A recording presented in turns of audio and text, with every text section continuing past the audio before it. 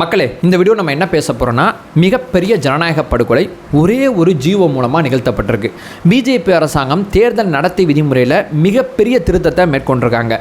நாங்கள் செய்யலைங்க, தேர்தல் ஆணையம் சொன்னிச்சு நாங்கள் செஞ்சு கொடுத்தோம், அவ்வளோதான் அப்படிங்கிற மாதிரி பிஜேபி அரசாங்கம் சொல்கிறாங்க. தேர்தல் ஆணையம் வேறு, பிஜேபி வேறுன்னு நினச்சிங்கன்னா நான் உங்களுக்கு சொல்லி புரிய வைக்க தேவையில்லை. இந்த செய்தி பற்றி ரொம்ப கோவமே நமக்கு முதல்ல வருது. கோபத்தை கண்ட்ரோல் பண்ணிவிட்டு யதார்த்தத்தை சமூகத்துக்கு கொண்டு வரலாம் அப்படிங்கிறது தான் இந்த வீடியோட தாட் ப்ராசஸ்ஸு. நம்ம யதார்த்தத்தை சமூகத்துக்கு கொண்டு வரோமா? ஒரு பக்கம் பார்த்திங்கன்னா காங்கிரஸ் கட்சி உச்சநீதிமன்றத்தில் ஃபைட் பண்ணுறாங்க. எதிர்க்கட்சிகள் அத்தனை பேருமே இந்த ஜனநாயக படுகொலையை கண்டிச்சிருக்காங்க. எல்லாரும் ஒரு பக்கம் போராடுறாங்க. நீங்களும் இந்த வீடியோவில் என் கூட சேர்ந்து போராடுங்க. இந்த தகவலை முதல்ல முழுமையாக தெரிஞ்சுங்க. ஒன்றா தெளிவாக நம்ம பார்க்கலாம். உற்சாக வணக்கங்கள். வாங்க பதிவுக்குள்ளே போகலாம். இப்போ முதல் விஷயம் மக்களே, சின்னதாக ஒரு ஃப்ளாஷ்பேக் சொல்கிறேன். அந்த ஃப்ளாஷ்பேக்கை பார்த்துட்டு வந்தாவே நம்ம பேசுகிறது ஏன், இதனால் எப்படி என்னென்ன காய் நகர்ந்துருக்கு அப்படிங்கிற ஒரு அடிப்படை புரிதல் வரும். டிசம்பர் 9 பஞ்சாப் ஹரியானா தேர்தல் சம்மந்தப்பட்ட விஷயத்தில் ஒருத்தர் பார்த்தீங்கன்னா தேர்தல் ஆணையத்தில் ஒரு வழக்கறிஞர், அவரோட பேரை கூட நான் குறிப்பிட விரும்பலை, ஒரு வழக்கறிஞர்னு வச்சுக்கலாம். அவர் பார்த்தீங்கன்னா தேர்தல் ஆணையத்தில் எனக்கு இந்த வாக்குச்சாவடி சம்மந்தப்பட்ட சிசிடிவி தகவல்லாம் தேவைப்படுது, கொஞ்சம் டவுட்டாக இருக்குது, கொஞ்சம் நான் அதை செக் பண்ணணும்னு ஆசைப்பட்றேன் அப்படின்னு சொல்லி தேர்தல் ஆணையத்திட்ட மனு கொடுக்குறாரு. தேர்தல் ஆணையம் என்ன சொல்லுது? அதெல்லாம் தர முடியாது, இஷ்டத்துக்கு கொஞ்சம் கேட்பா நான் கொடுக்கணுமா அப்படிங்கிற மாதிரி ஒரு டோனில் தர முடியாது அப்படிங்கிற ஒரு பதிலை சொல்லிட்டாங்க. இவர் சும்மா இல்லை, உடனே நீதிமன்றம் போய் ஒரு வழக்கு போடுறாரு. ஏன்னா இவருக்கு இந்த தகவலை கொடுக்கணும், இந்திய அரசியலமைப்பில் அவருக்கு வழிவகை செய்யப்பட்டிருக்கு. அந்த தகவலை தேர்தல் ஆணையம் மறுத்ததுனால இவர் கோர்ட்டுக்கு போயிருக்கார். ஸோ கோர்ட்டுக்கு போய் பார்த்தீங்கன்னா வழக்கு விசாரணை நடக்குது. வழக்கு விசாரணை முடிவில் பார்த்தீங்கன்னா இவருக்கு சாதகமாக தீர்ப்பு வருது. ஒரு வேட்பாளர்னா பணம் கட்டாமல் அந்த தகவல் அத்தனையுமே வாங்கிக்கலாம். இவர் வேட்பாளர் கிடையாது, சாமானிய பொதுமக்கள். அதனால் கொஞ்சமாக அமௌண்ட் பே பண்ணி தேர்தல் ஆணையத்திலேருந்து அவர் கேட்ட அந்த சிசிடிவி ஃபுட்டேஜ் அத்தனையுமே வாங்கிக்கலாம். இதை குறிப்பிட்ட காலத்துக்குள்ளே கொடுங்க அப்படின்னு சொல்லி தேர்தல் ஆணையத்துக்கு கோர்ட்டு உத்தரவு போட்டிருக்கு. கோர்ட்டு உத்தரவு ஒரு பக்கம் போய்கிட்டே இருக்கும்போது இந்த மாதிரி ஃபுட்டேஜ்லாம் நம்ம கையில் வரப்போகுது அப்படிங்கிற ஒரு நம்பிக்கையில் அந்த வழக்கறிஞர் இருக்கார். உடனடியாக பார்த்தீங்கன்னா ஒரு ஜிஓ பாஸ் ஆகுது. அந்த ஜிஓவில் என்ன குறிப்பிட்டிருக்காங்கன்னா, 60 வருஷமாக ஒரு ஃபார்மெட்டில் தேர்தல் ஆணையம் இயங்கிட்டு இருக்கு. அந்த ஃபார்மெட்டை அடியோடு ஒழிச்சிருக்காங்க. அந்த ஃபார்மெட்டில் என்ன மாதிரி விஷயங்கள் சொல்லியிருக்காங்கன்னா, தேர்தல் நடத்தை விதிமுறை 1961 1961 இயற்றப்பட்ட சட்டத்தில் 93வது இடத்துல பிரிவு 2A ஒரு பிரிவு 2A அப்படிங்கிற அந்த உட்பிரிவில் ஒரு திருத்தம் மேற்கொண்டிருப்பாங்க. அந்த உட்பிரிவில் என்ன திருத்தம் மேற்கொண்டிருக்காங்கன்னா, அங்கே ஆல்ரெடி என்ன இருக்குன்னா, அனைத்து தகவலும் பொதுமக்களுக்கு கொடுக்கணும். என்ன விதமான தேர்தல் சம்பந்தப்பட்ட தகவலை பொதுமக்கள் கேட்டாலும் அத்துணை தகவலையுமே பொதுமக்களுக்கு கொடுக்கணும். ஏன்னா இது ஜனநாயக நாடு, இங்கே மறைக்கிறதுக்கு எதுவும் கிடையாது. அத்தனை தகவலுமே பொதுமக்களுக்கு கொடுக்கணும் அப்படிங்கிற ஒரு விஷயத்தை அந்த விதியில் இருக்குது.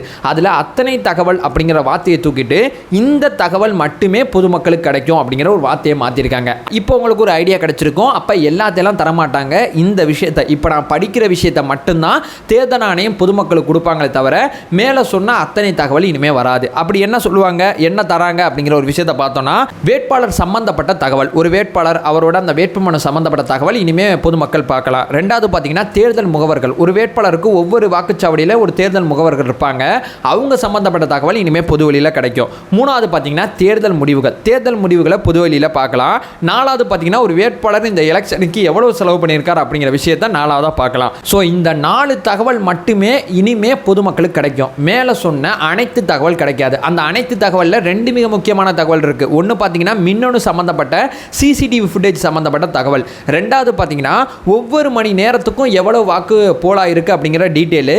அந்த டீட்டெயிலில் பார்த்தீங்கன்னா திடீர்னு ஒரு இடத்துல அந்த வாக்குப்பதிவு அதிகமாக இருக்குன்னா அந்த அதிகமானதுக்கு அந்த தேர்தல் நடத்தும் அலுவலர் அந்த வாக்குச்சாவடியில் சொல்லப்பட்ட காரணம் என்ன அப்படிங்கிற தகவல். இந்த மாதிரி மிக மிக கேள்வி கேட்கக்கூடிய மிக டவுட் வரக்கூடிய தகவல் எதுவுமே இனிமேல் பொதுவெளிக்கு வராது. பேசிக்காக வேட்பாளர், அவரோட பேர், அவரோட அந்த குற்ற பின்னணி, அவர் பண்ண செலவு, தேர்தல் முடிவு, இந்த மாதிரி பேசிக்கான விஷயத்தை மட்டும்தான் இனிமேல் நீங்கள் பார்க்க முடியும்.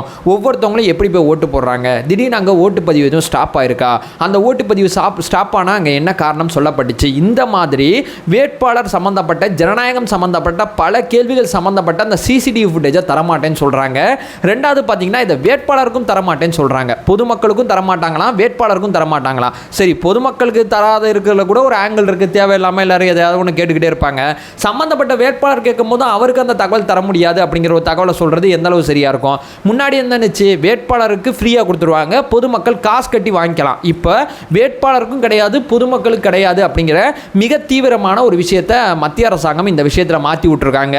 இப்படிப்பட்ட ஜனநாயக ஜனநாயக படுகொலையை நிகழ்த்தியிருக்காங்க. இதில் என்னப்பா ஜனநாயக படுகொலை, இதில் என்ன மேட்ரு இருக்குன்னா, ஒரு வாக்குச்சாவடி வாக்கு அப்படிங்கிறது ரொம்ப ரொம்ப நியாயமாக நடக்குது அப்படிங்கிற ஒரு நம்பிக்கை அடிப்படையிலாம் இவ்வளவு பெரிய அரசாங்கம் நம்மளை ஆண்டுகிட்டு இருக்கு. அந்த வாக்குப்பதிவு நேர்மையாக இல்லை அப்படிங்கிற கேள்வி தொடர்ச்சியாக எழுப்பப்பட்டுகிட்டே இருந்துச்சுன்னா அந்த ஜனநாயகம் எந்த அளவு ஆரோக்கியமாக இருக்கும். ஸோ இங்கே பாருப்பா, 9 மணிக்கு ஆரம்பித்தாங்க, 5 மணிக்கு முடித்தாங்க, பாரு கரெக்டாக ஓட்டு போட்டுக்கிட்டு இருக்காங்க. சிசிடிவி ஃபுட்டேஜ் கூட பார்த்துக்கோ, எந்த விதமான பிரச்சனையும் கிடையாது.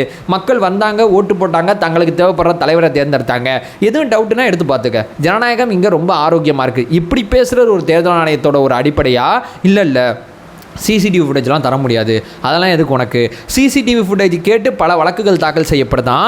ஸோ நிறையா சிசிடிவி ஃபுட்டேஜை எல்லாருக்கும் கொடுக்க முடியாது அப்படிங்கிற ஒரு காரணம் சொல்லப்படுது. ரெண்டாவது பார்த்தீங்கன்னா, அந்த சிசிடிவி ஃபுட்டேஜில் பார்த்தீங்கன்னா AI டூவில் வச்சு சில கரெக்ஷன் பண்ணிவிட்டு ஒரு போலியான வீடியோக்களை பரப்புவாங்க அப்படிங்கிற ஒரு தகவல் பரப்பப்படுது. இங்கே தேர்தல் ஆணையம் சம்மந்தப்பட்ட சிசிடிவி ஃபுட்டேஜை கேட்குற மனிதர்கள் இந்த உலகத்தில் ரொம்ப ரொம்ப கம்மி, இந்தியாவில் ரொம்ப ரொம்ப கம்மி. அப்படி கேட்கக்கூடிய மனிதர்களோட அந்த இன்டென்ஷனை பார்த்துட்டு தேர்தல் ஆணையம் அவங்களுக்கு கொடுக்கலாம் வேணாங்கிற முடிவு எடுக்கலாம். ஒருவேளை தேர்தல் ஆணையம் மறுத்தாங்கன்னா அவங்க நீதிமன்றம் போய் தங்களோட ஆர்குமெண்ட்டை முன் வச்சு அவங்களோட இன்டென்ஷன் தப்பாக இருந்துச்சுன்னா நீதிமன்றமே அதை மறுக்க போகுது. ஸோ நீதிமன்றமே இங்கே நீதிமன்றம் ஒன்று இருக்குது, தேர்தல் ஆணையம் அப்படிங்கிற ஒன்று இருக்குது. ரெண்டையும் தாண்டி ஒரு வீடியோ மேனிப்புலேட் ஆயிரும், ஒரு வீடியோ தவறாக மாற்றிடுவாங்க, அதை பண்ணிடுவாங்க, இதை பண்ணிடுவாங்கன்னு சொல்லி சம்மந்தப்பட்ட அந்த ஃபுட்டேஜை வாங்குற மனிதர்களுக்கு இவங்களே ஐடியா கொடுக்குற மாதிரி இருக்குது. அல்லது இந்திய ஜனநாயகத்தில் வாழக்கூடிய மனிதர்களுக்கு இவங்களே ஐடியா கொடுக்குற மாதிரி இருக்குது. ஃபுட்டேஜை கேட்டால் ஃபுட்டேஜை நீ மாற்றிடுவேன்னா அது எப்படி சரியாக இருக்கும்? ஸோ ஒரு ஜனநாயகத்தின் அடிப்படையில் இங்கே தேர்தல் ரொம்ப சுதந்திரமாக நடத்தப்படுது அப்படிங்கிற அந்த நம்பிக்கை தான் அந்த ஃபுட்டேஜ் அத்தனையுமே பார்க்கும்போது தொடர்ச்சியாக நமக்கு வரும். ஸோ இதெல்லாம் கொடுப்பேன், இதெல்லாம் கொடுக்க மாட்டேன், அனைத்தும் அப்படிங்கிற வார்த்தையை தாண்டி கொடுக்கப்படக்கூடிய தகவலில் மிகப்பெரிய கரெக்ஷனை பண்ணியிருக்காங்க. இந்த மிகப்பெரிய கரெக்ஷனை எதிர்த்து தான் காங்கிரஸ் கட்சி நீதிமன்றம் போயிருக்காங்க. இது எப்படி சரியானதாக இருக்கும்? சரி, இப்படி ஒரு முடிவை நீங்கள் எடுக்கிறீங்க, எத்தனை எதிர்கட்சி எத்தனை ஆளுங்கட்சிகிட்ட கேட்டீங்க? உங்களோட கட்சியோட எம்பிக்களுக்கு முதல்ல இந்த தகவல் தெரியுமா? அமைச்சர்களுக்கு இந்த தகவல் தெரியுமா? தன்னிச்சையாக நீங்கள் பாட்டுக்கு ஒரு ஜியோவை போட்டு விடுறீங்களே, எவ்வளவு பெரிய விஷயத்தை தரமாட்டோம் அப்படிங்கிற ஒரு விஷயத்தை நீங்கள் சொல்கிறீங்க. இவ்வளவு பெரிய விஷயத்தை நாடாளுமன்றத்தில் தெரிவிச்சிங்களா?